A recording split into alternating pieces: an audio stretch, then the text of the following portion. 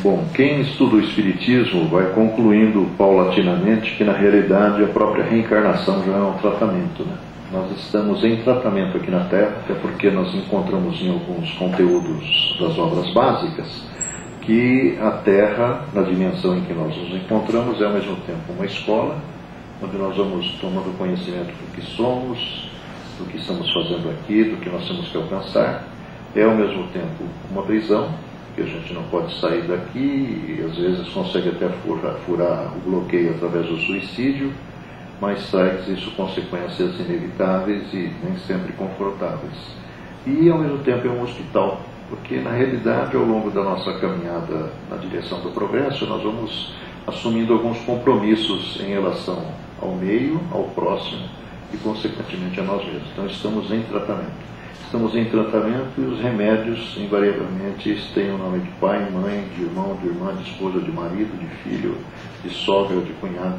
São personagens que fazem parte do enredo principal e que são, muitas vezes, os que estão mostrando para a gente o quanto nós somos ainda orgulhosos, o quanto nós somos egoístas, que são, na verdade, o que aponta lá o Livro dos Espíritos como sendo os dois grandes entraves para nós alcançarmos a felicidade e a paz.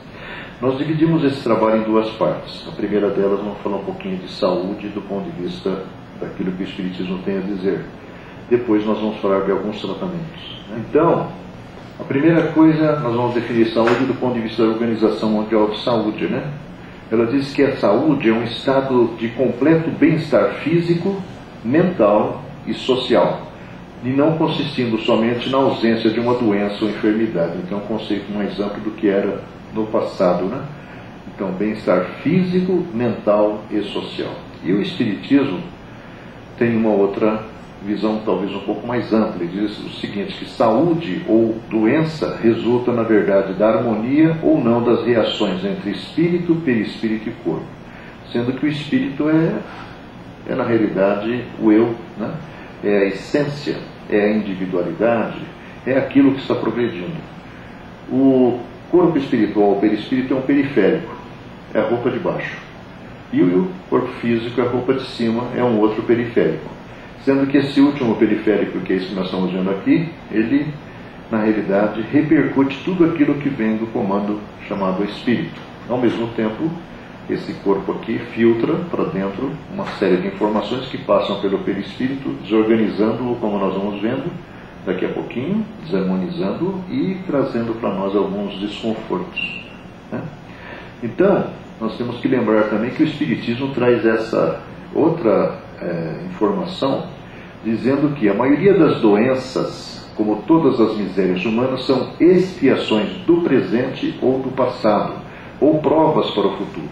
São dívidas contraídas, cujas consequências devem ser sofridas até que tenham sido saldadas. Aquele, pois, que deve suportar sua aprovação até o fim, não pode ser curado.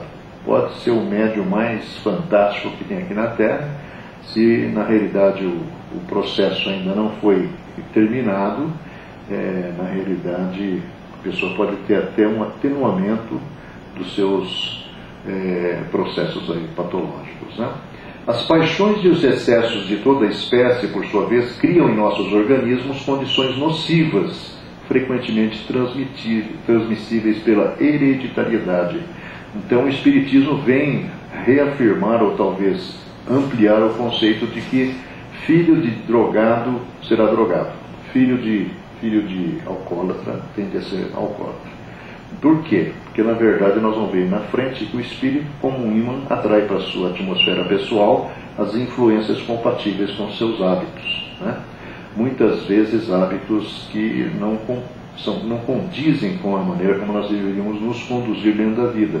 Mas também, por outro lado, nós nos conduzimos dessa forma porque, na verdade, somos espíritos em processo de aperfeiçoamento. Esse enunciado é de uma revista espírita de 1858, do primeiro ano da revista espírita. Diz o Espiritismo também que o corpo físico é uma exteriorização aproximada do corpo espiritual. Ao longo dos conteúdos passados, nós vimos lá no trabalho sobre reencarnação, como é que esse corpo espiritual, na verdade, modelará o corpo físico com os ingredientes fornecidos pela parte genética do papai e da mamãe, mas na verdade reproduzindo ou refletindo aquilo que nós trazemos para acertar aqui nessa passagem, muitas vezes curta, né? 50, 60 anos não representa quase nada do ponto de vista assim da eternidade, né? Subordinado aos imperativos da matéria mais grosseira, no mecanismo das heranças celulares, as quais, por sua vez, se enquadram nas indispensáveis provações ou testemunhos de cada indivíduo. Diz também o Espiritismo que os candidatos à recapitulação expiatória do passado numa nova encarnação imploram medidas contra eles mesmos. Nós vamos ver daqui a pouquinho também como é que é isso. Seja na escolha de um ambiente doméstico, em desacordo com seus ideais, ou na formação do futuro corpo de que farão uso, corpo esse que muitas vezes desejam seja bloqueado em determinadas funções, porque é uma forma de nós, de uma certa maneira, corrigirmos os vícios, as dependências, as tendências que nós construímos das nossas passagens anteriores por aqui. Se dividirmos os males da vida em duas categorias, está lá no Evangelho segundo o Espiritismo, uma das que o homem não pode evitar, que é aquela que veio lá do passado remoto, e outra das atribulações que ele mesmo provoca por sua falta de cuidado e excessos. Veremos que esta última é muito mais numerosa que a primeira, ou seja, uma grande parte dos problemas nós criamos aqui. Nós falávamos há pouco a respeito. Na verdade, a partir de determinado nível de progresso espiritual, eu tenho o direito de participar do planejamento da minha futura encarnação, da programação da minha futura encarnação, e muitas vezes em comum acordo com aqueles com os quais eu exagerei na dose, ou que exageraram na dose comigo lá atrás, e que vão voltar dentro do chamado Instituto da Família. A gente combina tudo lá, tudo é alegria, tudo é felicidade. Só que chegam aqueles que vão ser meus pais aqui, recebem as influências dos seus respectivos pais, como são espíritos, estão sendo moldados, modelados de acordo com as influências do meio, a personalidade deles, que foi de uma certa maneira desvirtuada do seu verdadeiro sentido, somado com as influências da personalidade de vida passada, vai transformá-lo numa criatura desajustada, tendente a determinadas coisas. E o que acontece é que muitos dos processos psiquiátricos, psicológicos que são identificados e muitas vezes tratados como sendo originários aqui, na verdade, têm a sua raiz no passado dessa existência mesmo. A nossa infância é determinante daquilo que nós somos hoje, muito mais do que nós imaginamos. Até um determinado momento do século XX, imaginava-se que criança não pensava. Hoje a gente sabe que criança pensa e tem uma perspicácia, uma percepção muito além daquilo que eu tive na minha geração, do que meus pais tiveram na sua, do que meus avós tiveram na deles. A cada geração que vai se renovando, se sucedendo aqui na Terra, nós estamos vendo chegar espíritos cada vez mais, de uma certa forma, intelectualmente avançados. A questão das providências retificadoras está explicado nas obras do André Luiz, e diz o seguinte: o espírito escolhe as provações que experimentará na Terra quando se mostra na posição moral de resolver quanto ao próprio destino, porque não é todo mundo que tem, na realidade, condição de entender a finalidade da reencarnação e pedir constrangimentos sociais, constrangimentos físicos, constrangimentos familiares, né? Então precisa de ter uma certa posição moral, porque moral não é, na realidade, o resultado da inteligência, mas é uma coisa que corre em paralelo, que resulta da inteligência na relação com o meio, com o mundo, com as pessoas, né? Então, durante a reencarnação, nós elegemos automaticamente para nós mesmos grande parte das doenças que se incorporarão às nossas preocupações. Depois de muitas quedas reiteradas nos mesmos delícias e deserções, imploramos em favor de nós e em nós mesmos as deficiências congeniais com que ressurgimos no berço físico. A cegueira, a mudez, a idiotia, a surdez, a paralisia, o câncer, a lepra, a epilepsia, o diabetes, o pênfigo, a loucura e todo o conjunto das moléstias dificilmente curáveis significam sanções instituídas pela misericórdia divina, porque tem aquelas que nós pedimos e tem aquelas que, infelizmente, dependemos das autoridades para decidirem, né?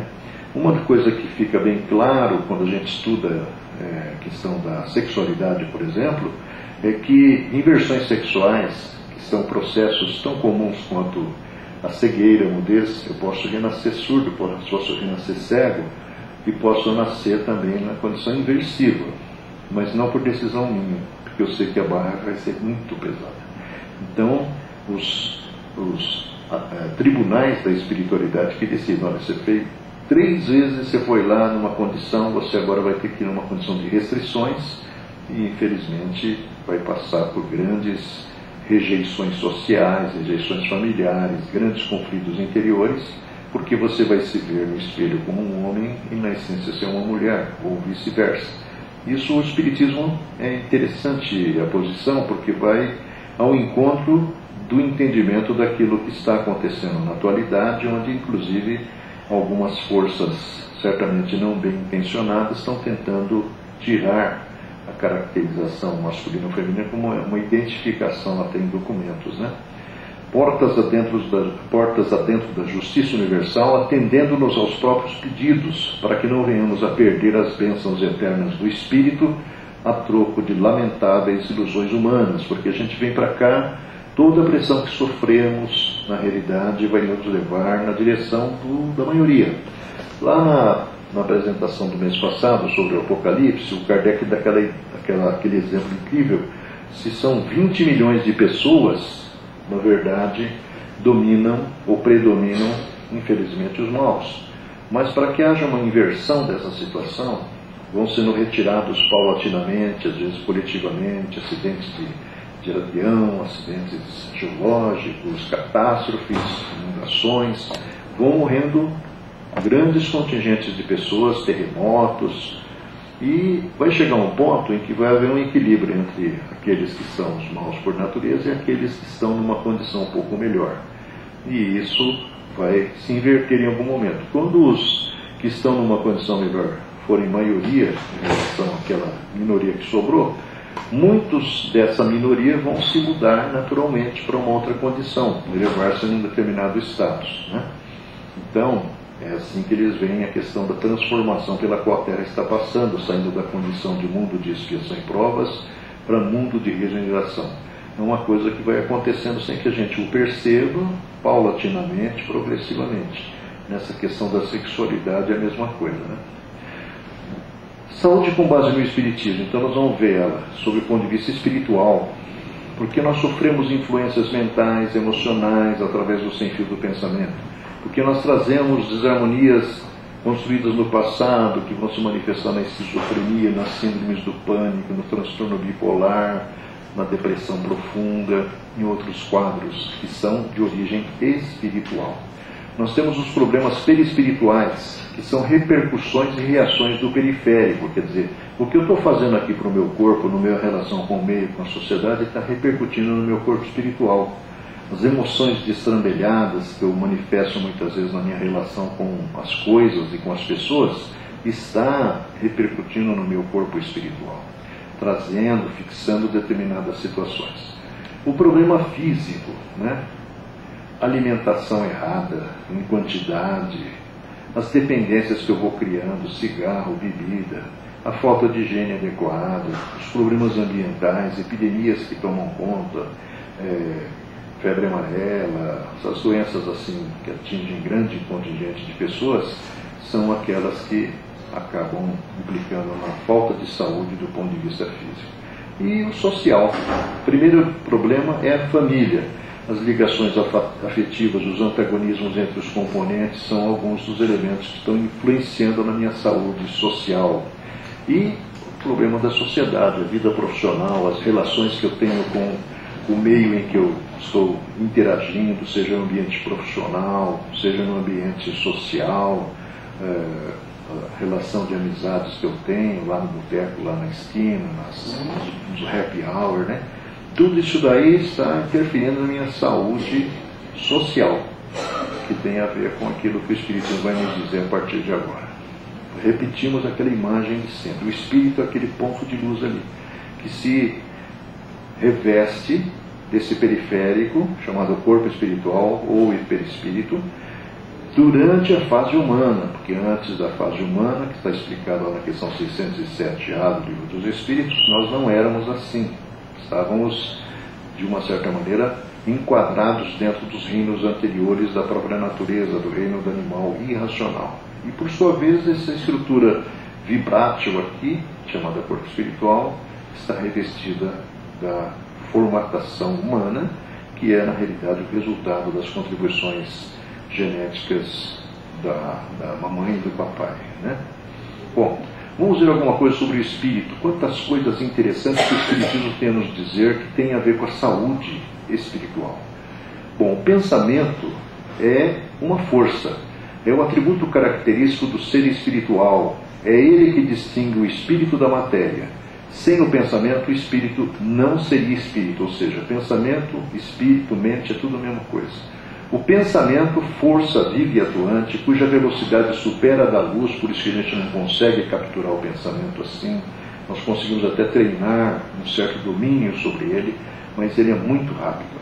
Emitido por nós, volta inevitavelmente a nós mesmos, compelindo-nos a viver de maneira espontânea em sua onda de forças criadoras, que naturalmente se nos fixam no espírito quando alimentadas pelo combustível do nosso desejo, que é a parte instintiva, que vai se transformando em inteligente na medida que nós vamos evoluindo, ou de nossa atenção quando nós nos fixamos em alguma coisa. O pensamento, qualquer que seja a sua natureza, é uma energia, tendo consequentemente seus efeitos.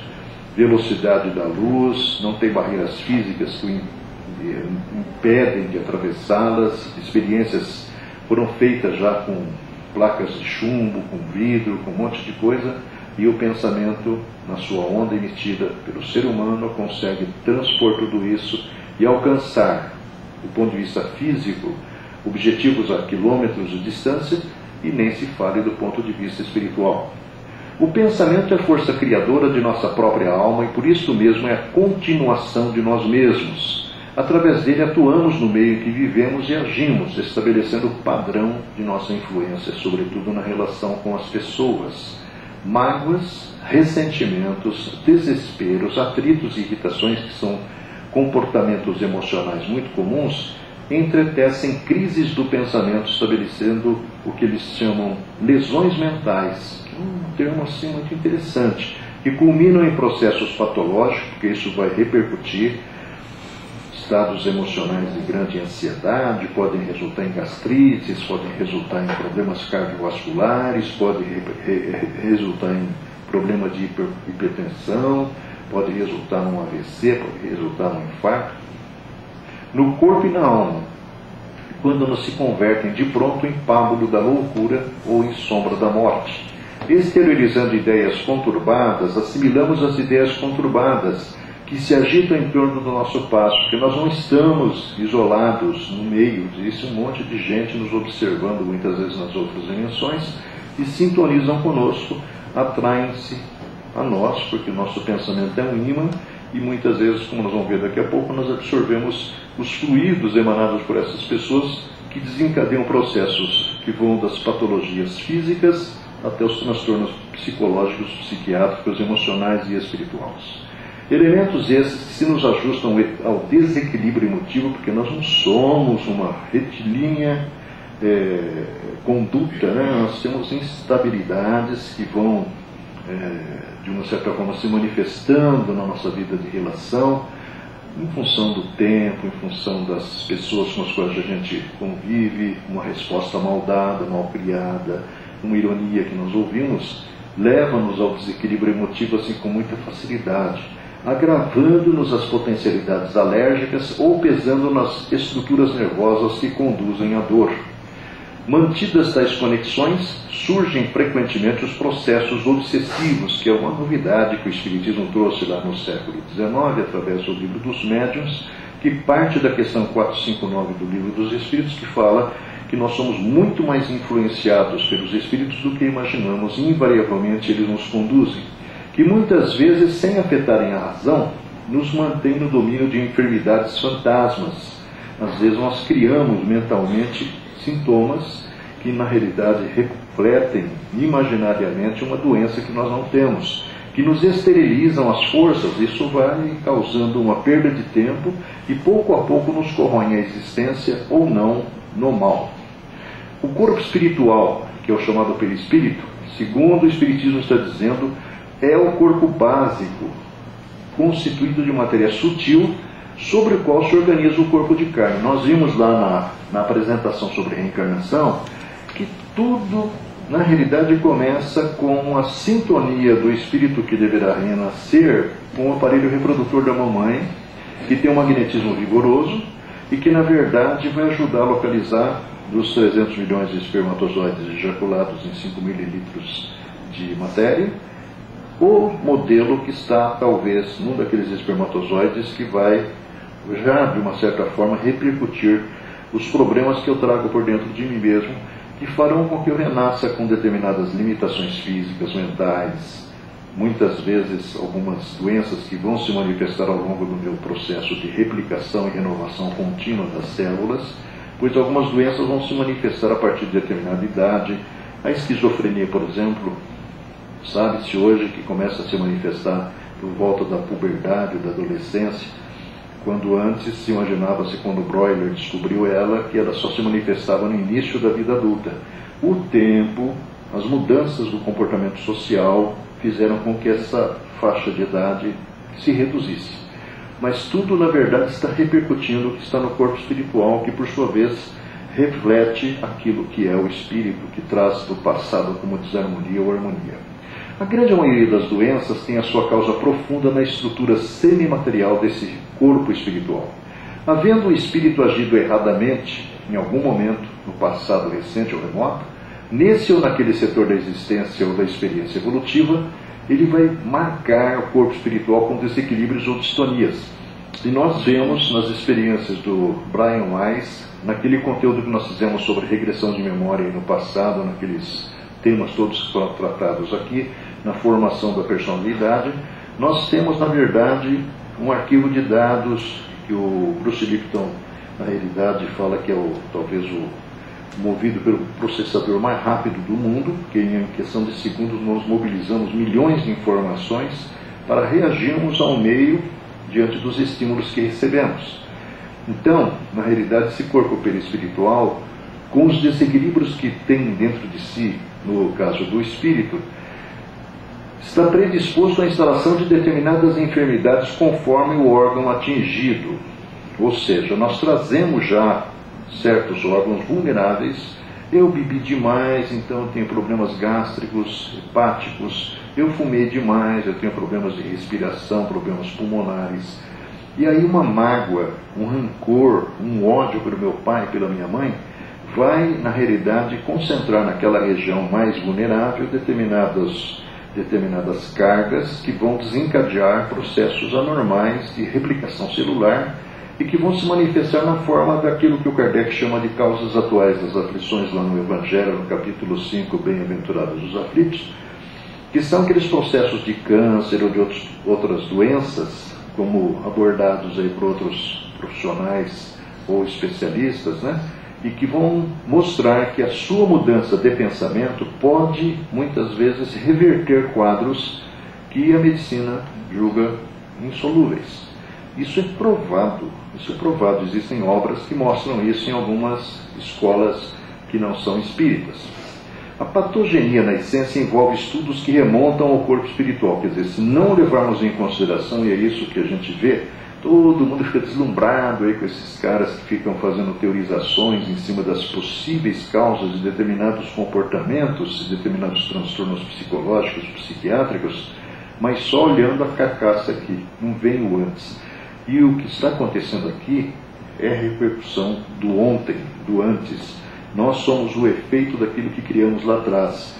O presente é o futuro do passado. Se nós no futuro vamos encontrar as consequências do que fazemos no presente, hoje nós estamos diante daquilo que fizemos ontem. Para que não seja um quadro de conclusões falhas ou de todo irreais. Enquanto o homem não considerar que existe algo antes, ele vai correr atrás do rabo.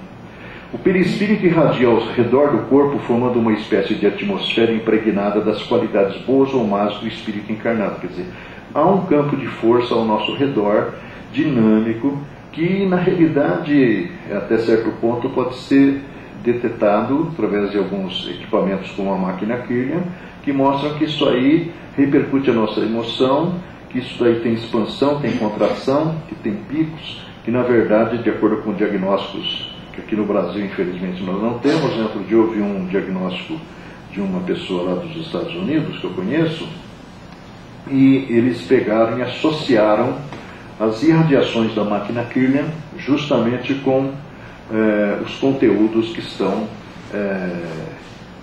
impressos nesse campo de força que existe ao redor da nossa estrutura perispiritual, né? Sendo o perispírito dos encarnados de uma natureza idêntica dos fluidos espirituais, ele os assimila com facilidade, como uma esponja se embebe de líquido. Então, reiki, jorei, homeopatia, florais, todos esses recursos que são energéticos, que não são químicos, eles na verdade, o passe, eu falei do jorei, né? Todos esses processos do reiki, né, são processos que lidam com energia. A ciência ainda não consegue efetivamente provar assim, a repercussão que qualquer tratamento de curta duração, de longa duração, como a cura magnética, que está sendo agora proposta por várias pessoas aqui no Brasil, e que está crescendo bastante, porque onde os medicamentos alopáticos não conseguem ir com rapidez, esses recursos acabam chegando, que são as terapias alternativas, né? Por quê? Por causa disso que ele está falando aí. Nós, na realidade, nesse campo, somos constituídos de fluidos que são criados por nós mesmos, que se assemelham aos fluidos do todo. Então, aquele indivíduo que irradia sobre mim, através das mãos, determinada carga de energia, que é uma transfusão, ele está provocando uma reação porque eu estou absorvendo aquilo lá. Registro aquilo na forma de sensações agradáveis no passe na casa espírita, da bênção, sei lá onde, o benzimento, que é aquilo que inclusive a cultura mais sertaneja usava muito, né? As vovós lá tinham o negócio do azeite, da água, que não se misturava, mas ela fazia um monte de rezinha, fazia o sinal da cruz na minha testa, e a água e o azeite se misturavam, né? Por causa dessa diluição, muitas vezes, de fluidos negativos que eu tinha absorvido. A criança absorve do mal olhado, essas coisas que a gente pensa que é superstição, mas não é não. Esses fluidos têm sobre o perispírito uma ação tanto mais direta que, por sua expansão e sua irradiação, se confunde com eles. Agindo sobre o perispírito, este, por sua vez, reage sobre o organismo material. Ou seja, quando eu recebo o passe, o reiki, o jorei, não está sendo atingido o meu corpo em primeiro lugar, que é o periférico. Está sendo atingido, na verdade, o corpo espiritual primeiro, e ali vai, de uma certa maneira, repercutir para fora o sintoma, a melhoria paulatina do processo patológico que eu enfrento, com o qual esse corpo físico está em contato molecular. Sendo um dos elementos constitutivos do homem, o perispírito desempenha importante papel em todos os fenômenos psicológicos e, até certo ponto, nos fenômenos fisiológicos e patológicos. Isso aí foi Kardec que disse lá em 1900, lá no século XIX. Então nós vimos o espírito, o corpo espiritual, agora o corpo físico.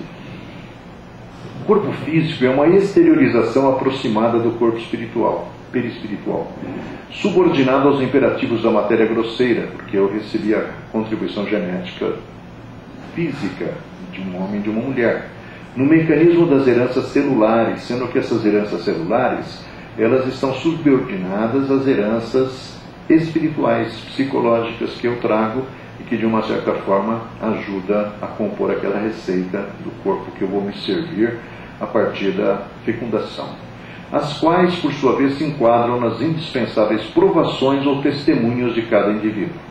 Cada qual de nós renasce na Terra a exprimir na matéria densa o patrimônio de bens ou males que incorporamos aos tecidos sutis da alma. Voltando à Terra, atraímos os acontecimentos agradáveis ou desagradáveis, segundo os títulos de trabalho que já conquistamos ou conforme as nossas necessidades de redenção. Ou seja, aquela criatura que você encontra no seu caminho, com a qual você vai se relacionar de uma forma assim mais intensa, vai assumir um compromisso aparentemente mais sério, nascido da atração recíproca, Na verdade, é o reencontro com os compromissos que eu havia assumido antes de aqui voltar, através das programações e planejamento que aconteceram. A carne, de certo modo, em muitas circunstâncias, não é apenas um vaso divino para o crescimento de nossas potencialidades, mas também uma espécie de carvão milagroso, que é o filtro, né? Então o filtro tem um elemento que vai fazer retenção de todas aquelas impurezas que naturalmente a água ou o líquido que está sendo filtrado tem. Espiritualmente nós temos muitas imperfeições.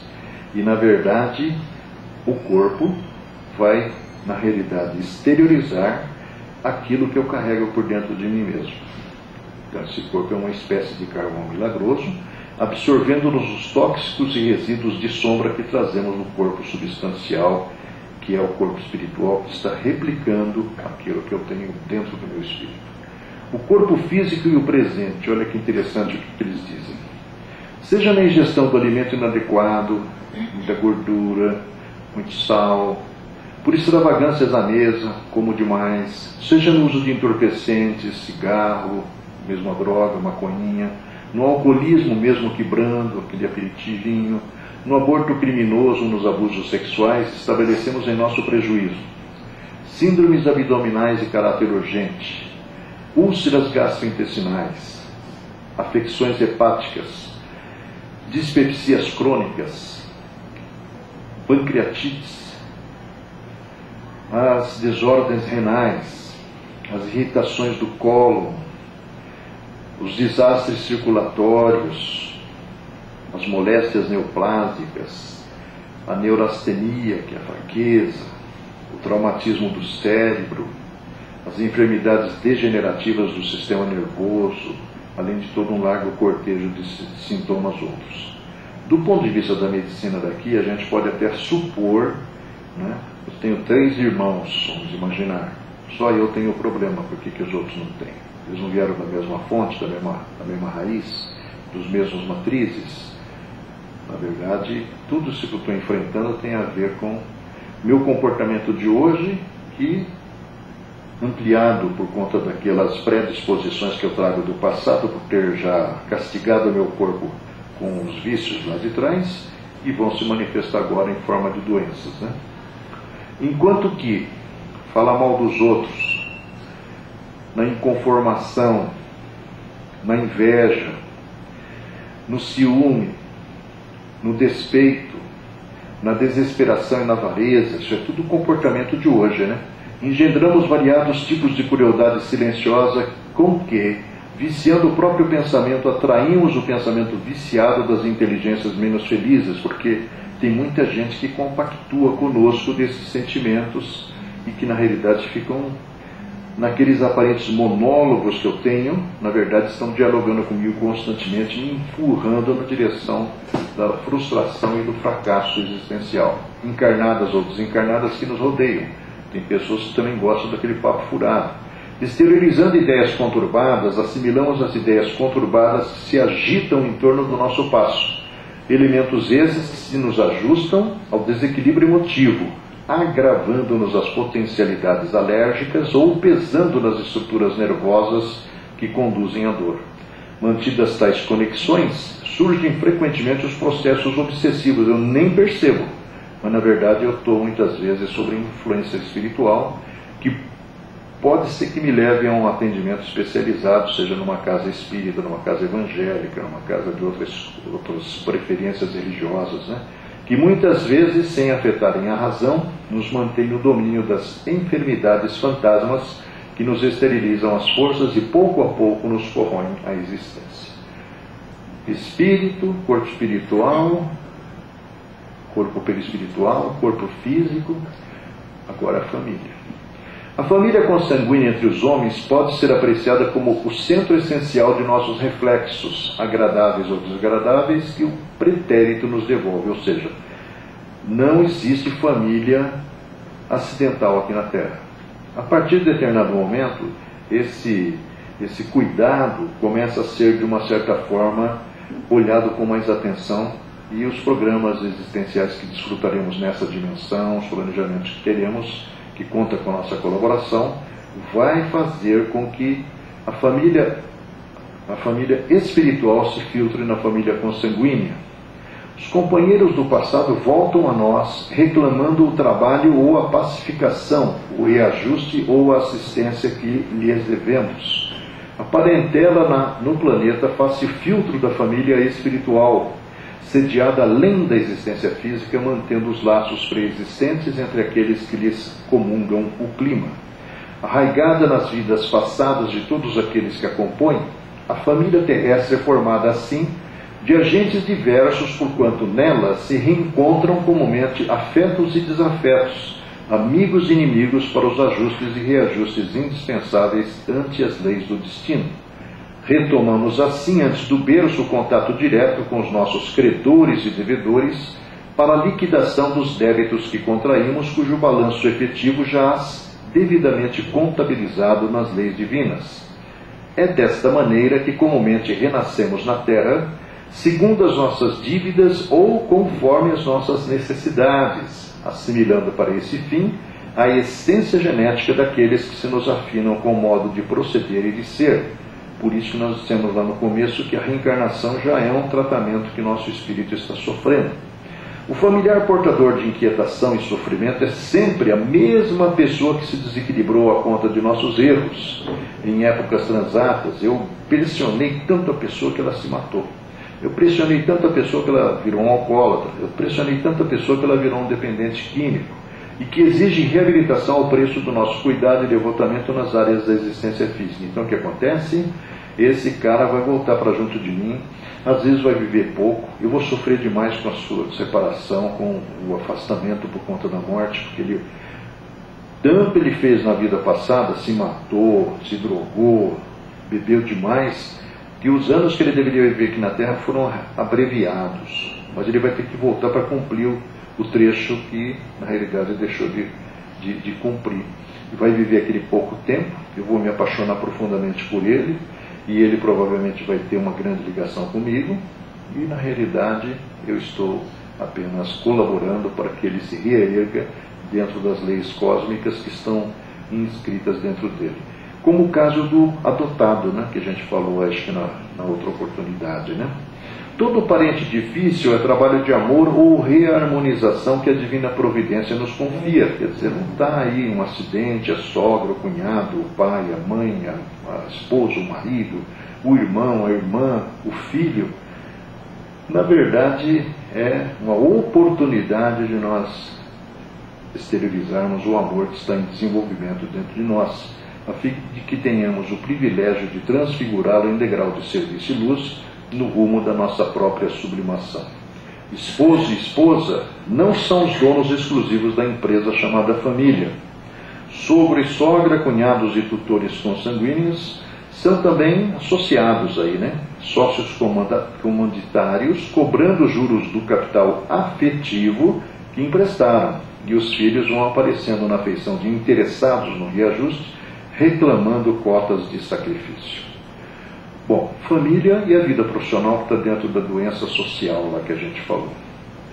A criatura renasce gravitando para o campo de serviço em que se lhe afinam disposições e tendências, ou seja, eu tenho uma vocação, eu quero ser médico, eu quero ser, sei lá, mecânico, eu quero ser engenheiro, eu quero ser piloto. Isso, na verdade, já está, de uma certa forma, gravado dentro da minha consciência, né? No lugar em que possamos produzir mais e melhor para a nossa reabilitação. Isso não obedece à fatalidade exclusivamente, não vai ser desse jeito, porque o livre-arbítrio no mundo interior comanda sentimentos, ideias, palavras e atos do espírito constantemente. Eu posso mudar tudo a hora que eu quiser. Somos defrontados nas atividades profissionais de hoje com antigos devedores da lei, quer dizer, aqueles colaboradores, aqueles parceiros, aqueles que tentam puxar o tapete, não são necessariamente totalmente estranhos. Vêm também do passado como nós entramos no presente deles. Chamados a funcionar no trabalho ou nas obras em que eles próprios faliram ontem, com dilatadas possibilidades de obtenção do próprio resgate. A lei nos faculta empreendimentos e obrigações quase sempre junto daqueles mesmos com os quais se verificaram nossos próprios delitos ou deserções em existências passadas. Encontramos na Terra a cada passo grandes talentos frustrados para a direção que anelariam imprimir aos próprios destinos. Olha, eu sonho em ser médico, mas não consigo chegar perto. Não passo em vestibular, não tenho dinheiro para pagar a escola. E se consigo iniciar, não consigo terminar. Inteligências vigorosas barradas na obtenção de quaisquer louros acadêmicos. Artistas contrariados nas mais altas aspirações. Eu componho músicas lindas, mas não consigo gravar nenhuma. Mulheres de profunda capacidade afetiva, jungidas a corpos que lhes deprimem a apresentação. Homens hábeis e enérgicos, carregando frustrações insidiosas e ocultas que lhes proíbem a euforia orgânica, de modo a edificarem o espírito de entendimento e caridade no âmago de si próprios. Na esfera dos deveres comuns, o espírito granjeia, através de abnegações e serviço espontâneo, valiosos recursos de ação, de modo a refundir facilmente os próprios caminhos. Quer dizer, o entorno, assim, o enredo que está sendo construído no ambiente profissional tem com certeza muito a ver com as minhas necessidades de reabilitação perante a lei de Deus que está inscrita dentro da minha consciência, como diz o Livro dos Espíritos. Da vida familiar, da vida profissional, nós vamos para a vida social. E o Kardec, questão 125, livro que é o Espiritismo, diz o seguinte, simpatias e antipatias que se manifestam entre pessoas que se veem pela primeira vez são quase sempre entes que se conheceram e algumas vezes se amaram em existência anterior e que, encontrando-se nessa, são atraídos um para o outro. É o caso das almas gêmeas, né? As antipatias instintivas provêm também muitas vezes de relações anteriores. Não fui com a cara daquele nego lá, meus fluidos não batem com o dele. Esses dois sentimentos podem ter outra causa, que é essa do fluido. O perispírito, como dissemos agora há pouquinho, tem um campo irradiado ao seu redor, do nosso corpo, enfim, que na verdade é o resultado da dinâmica, a ação dessa estrutura que na verdade modela esse corpo, que está repercutindo aquilo que o espírito carrega por dentro de si, que é a energia que vai me sintonizar ou não com esse ou com aquele, formando uma espécie de atmosfera impregnada das qualidades boas ou más do espírito encarnado. Duas pessoas que se encontram experimentam pelo contato desses fluidos a impressão sensitiva, impressão que pode ser agradável ou não.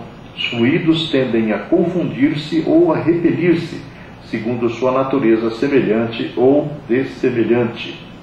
É assim que se pode explicar o fenômeno da transmissão do pensamento, que é um dado importante para quem estuda esse assunto, né? Pelo contato desses fluidos, duas almas, de algum modo, leem uma na outra, se adivinham e compreendem sem se falar, como se adivinhasse o que o outro está pensando. A energia natural do sexo, inerente à própria vida em si, gera cargas magnéticas em todos os seres, pela função criadora de que se reveste, caracterizadas com potenciais nítidos de atração no sistema psíquico de cada um. O instinto sexual, revela André Luiz no livro Evolução em Dois Mundos, não é apenas um agente de reprodução, mas reconstituinte de forças espirituais. Por isso que o prazer gerado pela relação sexual é tão intenso e às vezes as pessoas se sentem famintas desse tipo de sensação, pelo qual as criaturas encarnadas ou desencarnadas se alimentam mutuamente, sentindo falta um do outro, né? Sentindo uma necessidade da relação mais intensa, na permuta de raios psicomagnéticos necessários ao seu progresso.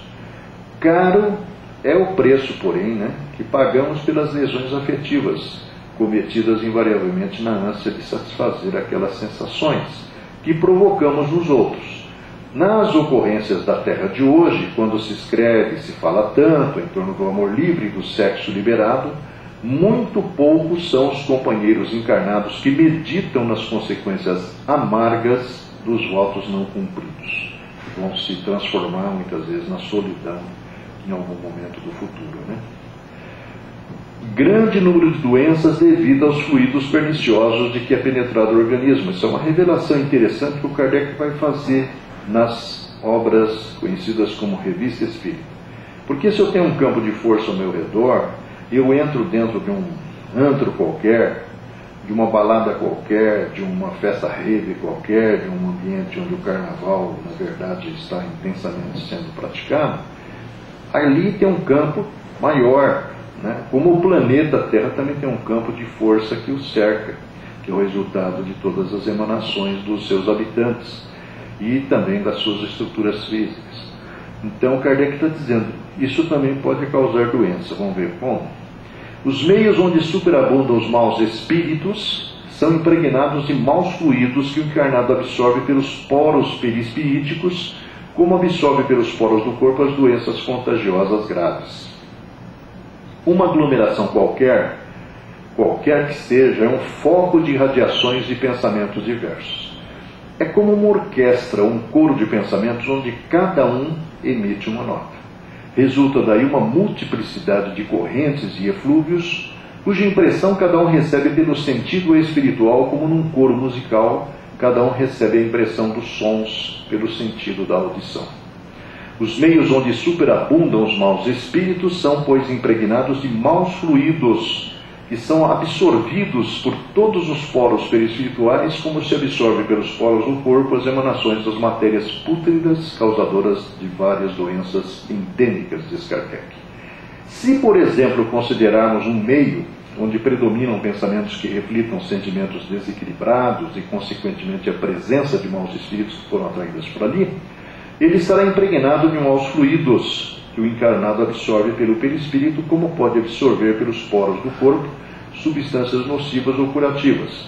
Absorvido pelo perispírito, isso vai replicar no anexo chamado corpo físico, né? Uma informação importante, já foi dita lá atrás nas apresentações que fizemos aqui, esse menino, na realidade ligado a um centro lá do Rio de Janeiro, conta para a mãe que na realidade a mãe é médica e atende os pobres coitados que são assistidos lá pelo centro espírita, e ele conta para a mãe o seguinte, na realidade ela faz os prontuários, faz as indicações das medicações homeopáticas, e isso aí, pelo que ele está falando, é recolhido por ele, pelo avô que trabalha junto com ela na casa espírita, e levado para o responsável pelo setor, Dr. Dias da Cruz. Ali ele se encarrega de encaminhar equipes de espíritos que vão até a casa dos doentes, que vão ser medicados. Ali eles vão fazer o quê? Eles vão olhar a questão do estado espiritual dos familiares, do ambiente da casa, e na realidade eles vão tomar providências possíveis, né? Porque o doente que vai fazer uso da medicação homeopática, que é uma medicação energética, esse doente está inalando os fluidos peculiares da casa onde ele vive. O tratamento do enfermo começa com a limpeza do ambiente em que o irmão doente se encontra, e só depois da residência libertada, os agentes medicamentosos da homeopatia passam a funcionar. Se a moradia está excessivamente carregada de pensamentos inferiores, o tratamento é mais difícil e longo. Entretanto, se o recinto doméstico se mostra limpo e isento de quaisquer influências nocivas, o tratamento encontra facilidade para se revelar. Bom, nós vimos aí como é que a gente, dentro do quadro conhecido como reencarnação, estamos sendo tratados e ao mesmo tempo estamos criando uma série de consequências com a forma como nós nos conduzimos diante de todos esses elementos. O espírito, propriamente, o corpo físico, o corpo perispiritual antes dele, o problema da família, o problema da relação social, da relação profissional. Em todos esses ambientes nós estamos reforçando determinados tipos de situações que nos afetam. Agora nós vamos ver algumas das alternativas que o Espiritismo propõe. O primeiro deles é o passe. Segundo os espíritos, o passe é uma transmissão conjunta ou mista de fluidos magnéticos provenientes do encarnado. Nós vimos aí nos conteúdos anteriores que meu corpo físico gera um negócio chamado fluido vital.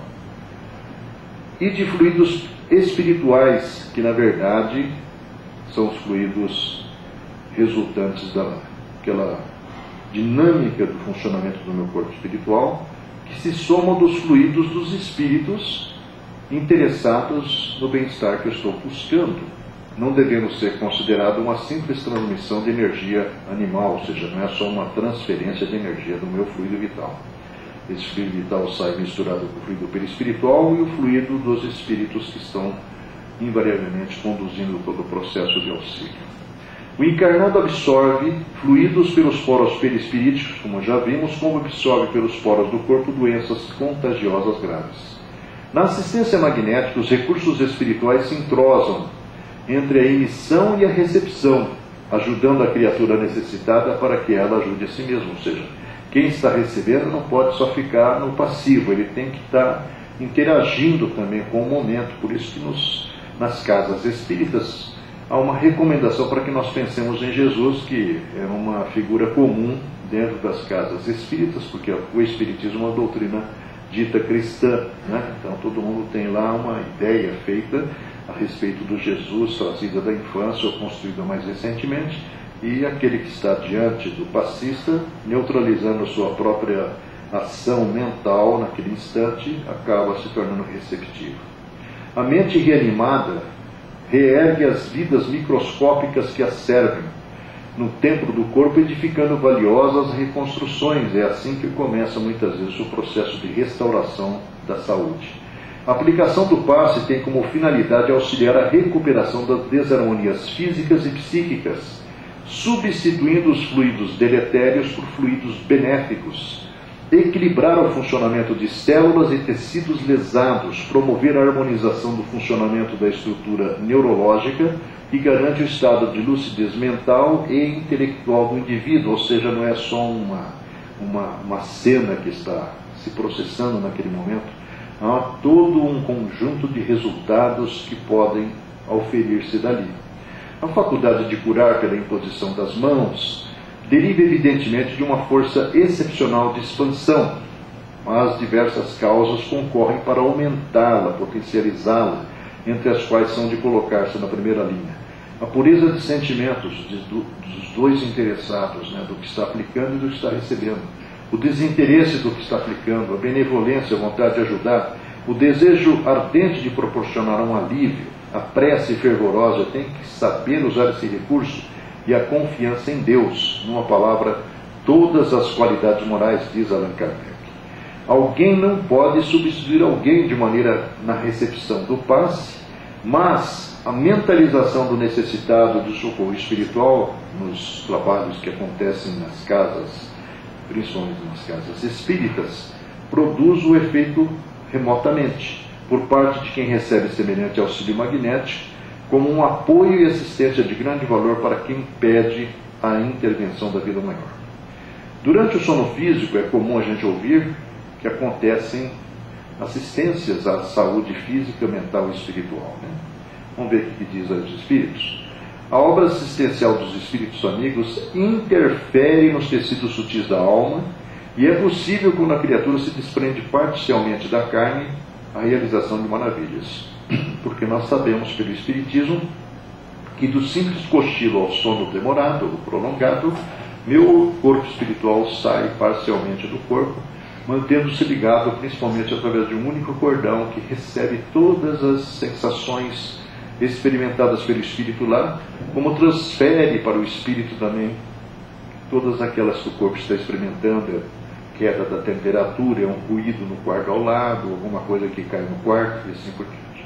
Atuando nos centros do perispírito, por vezes, efetuam-se alterações profundas na saúde dos pacientes, alterações essas que se fixam no corpo somático de maneira gradativa. Grandes males são assim corrigidos, enormes renovações são assim realizadas. Mormente, quando encontram o serviço da prece, na mente enriquecida pela fé transformadora, já que essa fé é uma energia dinâmica também que transfere montanhas de obstáculos que criamos ou que temos que enfrentar, facilitando a intervenção pela passividade construtiva do campo em que se devem operar, a tarefa de socorro concretiza verdadeiros milagres, diz André Luiz. O corpo físico é mantido pelo corpo espiritual, a cujos moldes se ajusta, como já vimos, e desse modo A influência sobre o organismo sutil é decisiva para o envoltório de carne em que a mente se manifesta. Essa ação, contudo, está subordinada à lei que nos rege. Em alguns casos, o concurso do plano espiritual conseguirá tão somente angariar reconforto, porque faz parte do quadro que aquela pessoa tem que enfrentar, suportar aquela doença, então vai ser apenas atenuado. Isso está tudo no capítulo 5 do livro Entre a Terra e o Céu, do André Luiz. A assistência remota, mais especificamente, diz André Luiz, o passe pode ser dispensado à distância, desde que haja sintonia entre aquele que o administra e aquele que o recebe. Por isso que o João de Deus, o Rubens Faria, aqueles médiuns que, na verdade, impressionaram muito aí a quem se serviu deles, pedem para que, sei lá, determinado dia da semana, tal horário, você deita lá na sua cama, coloca uma roupa branca, coloca uma bacia de água do lado. Invariavelmente, aquele que estava nesse tipo de situação adormecia e às vezes acordava bem, né? Então, essa sintonia é justamente isso de fazer aquilo que os caras estavam sugerindo. Nesse caso, olha que interessante, diversos companheiros espirituais se ajustam no trabalho de auxílio, favorecendo a realização e a prece silenciosa daquele que está buscando algum tipo de benefício, será o melhor veículo da força curadora. Está no capítulo 17 do livro Nos Domínios da Mediunidade. Isso é possível pela característica ou pelas características dos fluidos, como nós já vimos agora há pouco. O fluido se nos escapa continuamente, formando em torno do nosso corpo uma atmosfera que somente age sobre os indivíduos que nos cercam, ser impulsionado pela nossa vontade. Se eu tenho vontade de ajudar, me reúno, me concentro naquela hora, junto com aquelas outras pessoas, o que vai potencializar ainda mais o resultado, e o resultado, com a colaboração de muitos espíritos, vai acontecer. O fluido penetra todos os corpos animados e inanimados. Se propaga a grandes distâncias, dependendo das condições e força do emissor, bem como da maior ou menor sensibilidade magnética do receptor. Está sujeito às leis de atração, repulsão e afinidade, variando de indivíduo para indivíduo, como nós vimos agora há pouco, quando Kardec fala justamente dessa questão da irradiação fluídica, que combina com aquele outro cara com quem eu me afinizo ou não. Do ponto de vista moral, está impregnado dos sentimentos de ódio, inveja, ciúme, orgulho, egoísmo, agressividade, hipocrisia, bondade, benevolência, amor, caridade e doçura. Por isso que eles são recorrentes em dizer da necessidade da reforma íntima, principalmente para quem se propõe a trabalhar pelo outro. Sob o aspecto físico, são excitantes, calmantes, penetrantes, adstringentes, irritantes, dulcificantes, suporíferos, tóxicos, reparadores, expulsivos. O quadro de fluidos seria, pois, o de todas as paixões, virtudes e vícios da humanidade e das propriedades da matéria correspondentes aos efeitos que produzem. Os fluidos não possuem qualidades sui generis, mas as que adquirem no meio onde se elaboram. Modificam-se pelos eflúvios desse meio, como o ar pelas exalações, as águas pelos sais das camadas que atravessam. O caderno de vibrações, o André Luiz dá uma descrição no livro Os Mensageiros, que num ângulo da grande mesa de uma instituição pequenininha que ele vai visitar, que tem poucos trabalhadores, que é isso que nós estamos falando aqui agora, havia numerosas indicações de receituário e assistência. Aquele pessoal que vai lá, que nem na casa do caminho, escreve lá numa tirinha de papel um pedido pelo pai, pela mãe, pelo desencarnado, pelo encarnado, pelo filho, pelo trabalho do filho, pelo trabalho de si mesmo, né? Então, uma maior variedade de pedidos possíveis. Muitas pessoas pediam conselhos médicos, orientação, assistência e passes.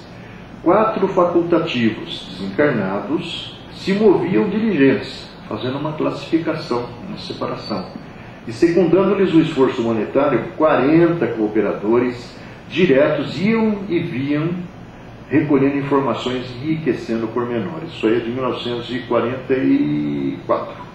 Mais recentemente, o Chico diz que existem procedimentos, né, antes de morrer, que na realidade contam com informática. Então você escreve no papelzinho, já tem um cara digitando ali o pedido, isso é irradiado para que providências possíveis sejam tomadas. Quer ver por quê? Olha aqui, ó. Todo mundo recebe o que pede? Aí a resposta do instrutor espiritual nesse centro: recebe o que precisam, porque eu só quero moleza, né? Eu não quero força para atravessar dificuldades. Eu quero que a dificuldade seja tirada do meu caminho. Que Deus venha e me tire qualquer impedimento para chegar no objetivo que eu pretendo. Mas o que pode ser feito é você ser fortalecido, porque o objetivo não é você curar aquela doença, não é você ter a vida do seu pai prolongada, do seu filho prolongado. Às vezes faz parte do processo que todo mundo está envolvido, né? Muitos solicitam a cura do corpo, mas somos forçados a estudar até que ponto lhes podemos ser úteis no particularismo dos seus desejos. Porque se eu melhoro daquele problema que foi causado pela bebida, foi causado pelo cigarro, eu vou continuar consumindo essas substâncias nocivas, não é? Outros reclamam orientações várias, obrigando-nos a equilibrar nossa cooperação de modo a lhes não tolher a liberdade individual. A existência terrestre é um curso ativo de preparação espiritual, e quase sempre não faltam na escola os alunos ociosos, o turma do fundão lá da escola que a gente frequentava, né? Que perdem o tempo ao invés de aproveitá-lo, ansiosos pelas realizações mentirosas no menor esforço. Desse modo, no capítulo das orientações, a maior parte dos pedidos são desatinados, totalmente absurdos. O Evangelho está cheio de sagrados roteiros espirituais. Todo mundo aqui já segurou esse livro na mão, já leu algumas páginas, ouviu muitas palestras, mas a gente não saiu do mesmo lugar, né? Estamos patinando ainda. O Evangelho é no lar, que é um recurso muito recomendado. Não é uma inovação, diz Emmanuel. É uma necessidade em toda parte onde o cristianismo lança raízes de aperfeiçoamento e sublimação. Quando o ensinamento do Mestre vibra entre as quatro paredes de um templo doméstico, os pequeninos sacrifícios tecem a felicidade comum. Tudo fica mais light, mais brando, né? A observação intensada é ouvida sem revolta. Pode fazer ironia, pode ser bocadura, não vai me atingir. A calúnia é isolada no algodão do silêncio. A enfermidade é recebida com calma. O erro alheio obtém compaixão. A maldade não encontra brechas para insinuar-se. O estímulo é cântico de solidariedade incessante. A bondade é uma fonte inexaurível de paz e entendimento. Tudo isso como repercussão daquela reuniãozinha uma vez por semana que seja, no mesmo horário, que você vai estar em conexão mais direta com os espíritos que te, de uma certa forma, acompanham, daqueles que gostam mesmo de você, que vão até tirar da sua atmosfera pessoal algumas companhias indesejáveis, né?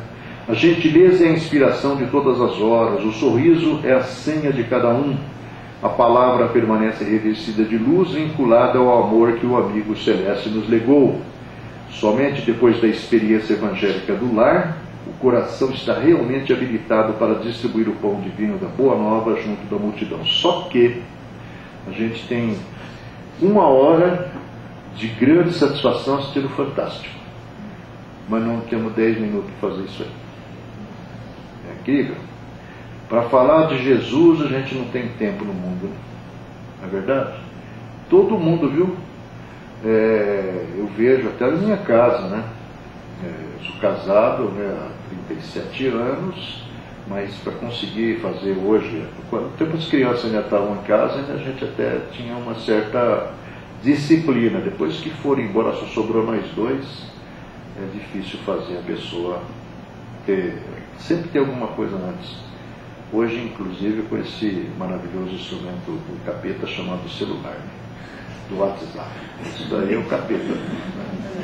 Tem todo o tempo do mundo para aqueles papos furados, mas para fazer uma reuniãozinha, para proteger a nossa casa, a nossa família, não tem mais tempo, né? Água fluida, não precisa de ir lá no centro para produzir isso. Olha que interessante que o Emmanuel vai falar. É um dos corpos mais simples e receptivos da Terra. É como que a base pura em que a medicação do céu pode ser impressa, através de recursos substanciais de assistência ao corpo e à alma, embora em processo invisível aos olhos mortais. A prece intercessória e o pensamento de bondade representam irradiações de nossas melhores energias. Quer dizer, essa tal de prece, realmente, pelo que o André Luiz coloca no livro Entre a Terra e o Céu, Kardec coloca Pedi e obtereis, o capítulo 27 do Evangelho segundo o Espiritismo, coloca lá no capítulo Lei da Adoração do Livro dos Espíritos, do Livro dos Médiuns, do Livro dos Espíritos, é realmente uma coisa que a gente ainda não tem noção de quanto ela produz alterações no ambiente. A criatura que ora ou medita exterioriza poderes, emanações e fluidos que por enquanto escapam à análise da inteligência comum, e a linfa potável recebe-nos a influenciação de modo claro, condensando linhas de força magnética e princípios elétricos que aliviam e sustentam, ajudam e curam. A fonte que procede do coração da terra e a rogativa que flui do imo da alma, quando se unem na difusão do bem, operam milagres. O espírito que se eleva na direção do céu é antena viva, captando potenciais de natureza superior, podendo distribuí-las a benefício de todos os que lhe seguem a marcha. Se desejas, portanto, o concurso dos amigos espirituais, solução de tuas necessidades fisiopsíquicas ou dos problemas de saúde e equilíbrio dos companheiros, coloca o teu recipiente de água cristalina à frente de tuas orações, espera e confia. Há muitas entidades que falam assim, antes de dormir, pega um copinho de água pura, num copo, põe-na na cabeceira da sua cama no criado mudo, faz uma prece, coloca um papelzinho em cima, um paninho, para que o pó não se acumule na madrugada e deixa. E no dia seguinte você pode beber tudo de uma vez, pode beber aos poucos, mas o remédio está lá.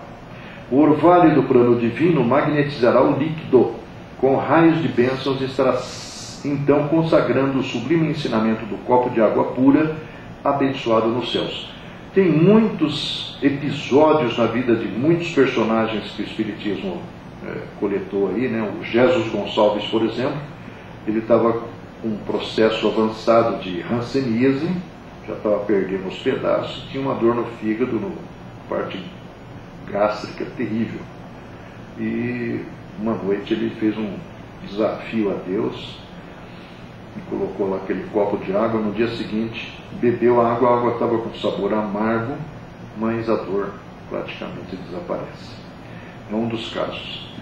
A questão da prece, que falamos há pouco, é um pensamento, quando fervorosa, ardente e feita com fé, produz o efeito de uma magnetização. É como se realmente a gente estivesse alterando todo o campo ao nosso redor, não só reclamando o concurso dos espíritos bons que se aproximam, mas dirigindo sobre o doente uma corrente fluídica salutar, no caso da assistência a terceiros.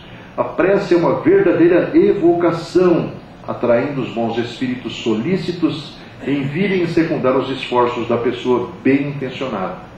Pelo poder da fé, o homem age sobre o fluido, agente universal, lhe modifica as qualidades e lhe dá uma impulsão, por assim dizer, irresistível. Quando o pensamento se dirige para algum ser, na terra ou no espaço, de encarnado para desencarnado ou vice-versa, uma corrente fluídica se estabelece de um ao outro, diz Allan Kardec, transmitindo o pensamento como o ar transmite o som. A energia da corrente está na razão da energia do pensamento e da vontade.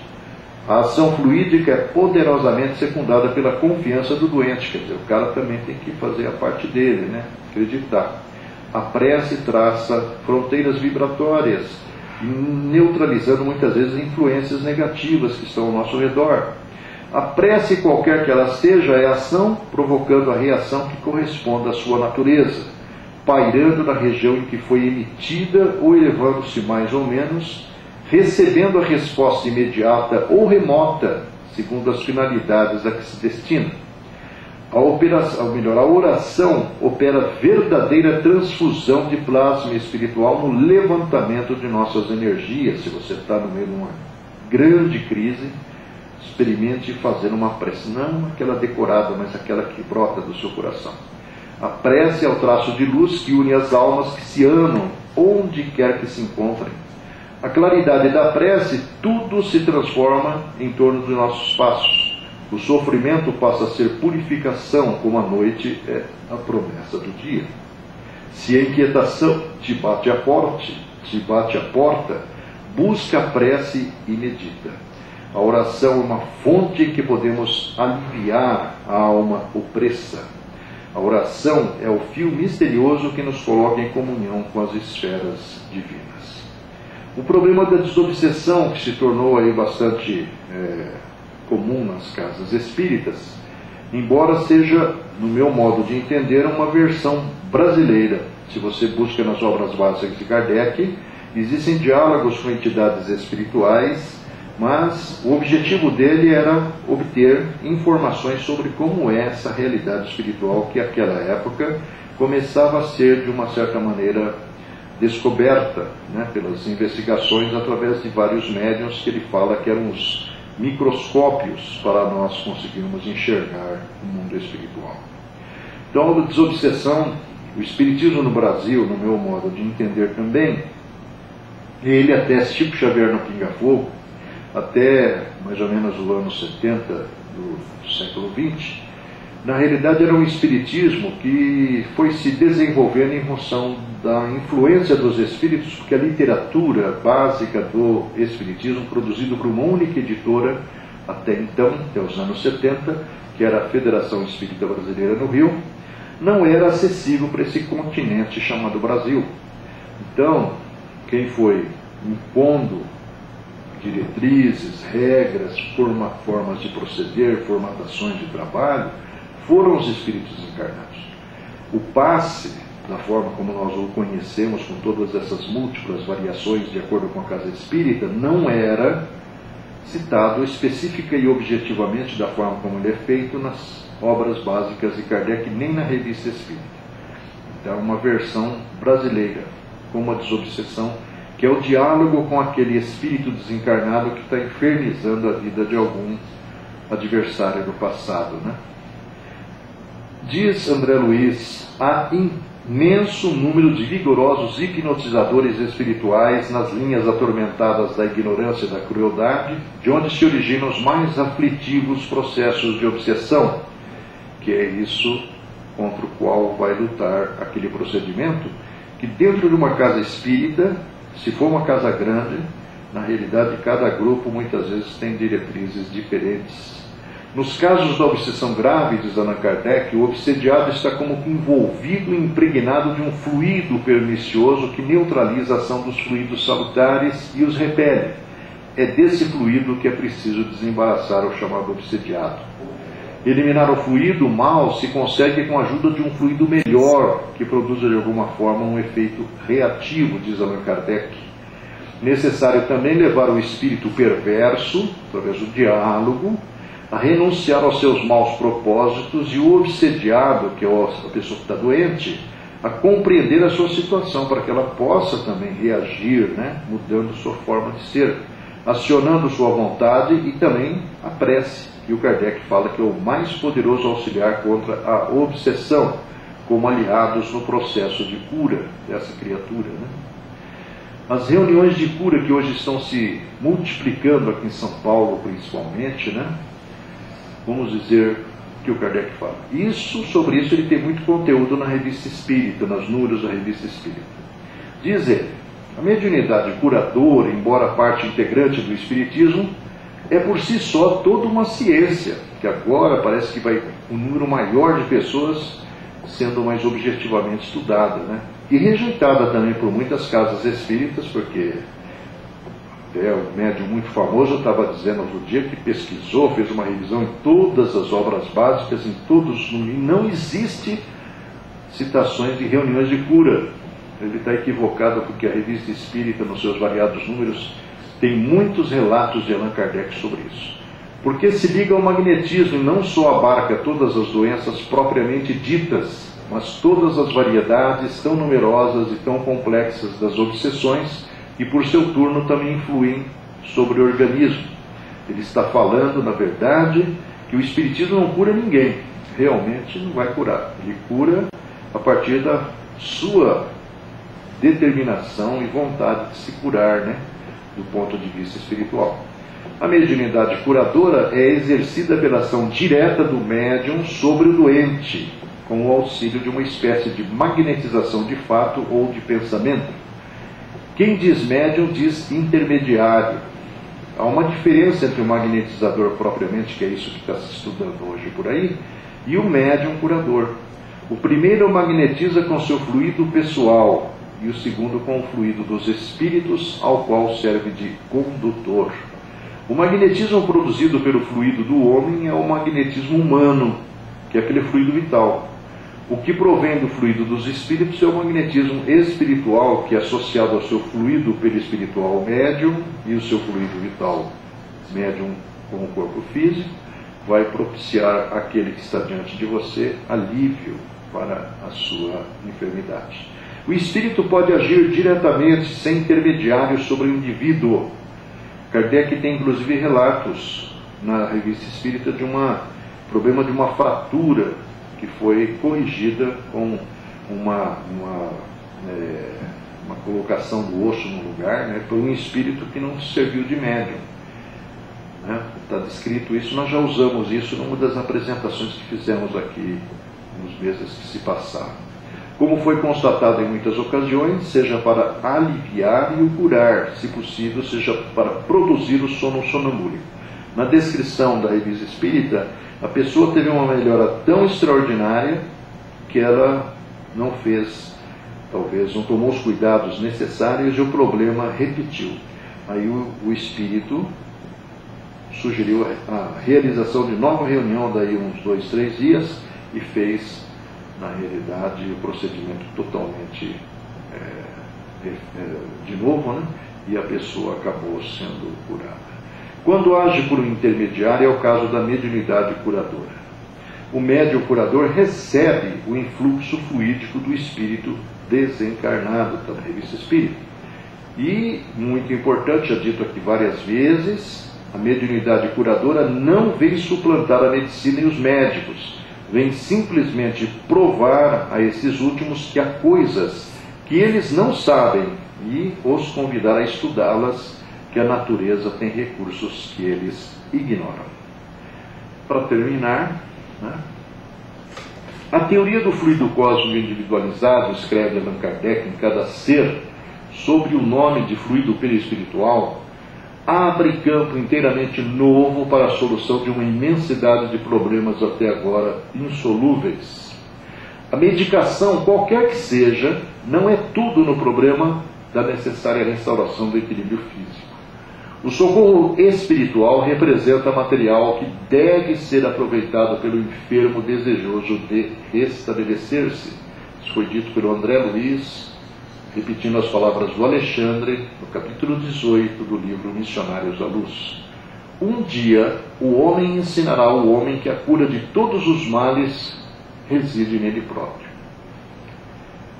A porcentagem quase total das doenças humanas guarda origem no psiquismo. Aparente fracasso em qualquer procedimento, pode ser que o bem do doente seja sofrer ainda, porque se ele melhorar, talvez ele reincida no mesmo erro de outrora. A cura verdadeira das doenças está relacionada ao processo de reajuste do espírito, diz André Luiz, que pode extrapolar ao limite de tempo de uma encarnação. Tem processos que não vai resolver agora. Talvez o estrago que você fez para você mesmo foi de tal ordem, ou talvez o esforço na tentativa de te recuperar agora não deu resultado, você vai voltar com o mesmo problema, sendo o passe apenas um instrumento de auxílio. Para prevenir-se contra doenças ou perturbações não previstas na lei de causa e efeito, é necessário que a pessoa defina e siga uma programação de melhoria moral e de esclarecimento espiritual, que é tudo aquilo que ninguém faz, né? A gente, na realidade, acaba sendo meio que conduzido pela barriga, né? Ou empurrando. Divulguemos o princípio da reencarnação, diz André Luiz no livro Evolução em Dois Mundos, e da responsabilidade individual para que os lares formados atendam à missão a que se destinam. Isso é muito importante diante desse aparente caos que a gente está vivendo hoje. E aqui termina. Pagar é libertar-se. Aprender é assimilar a lição. Fim.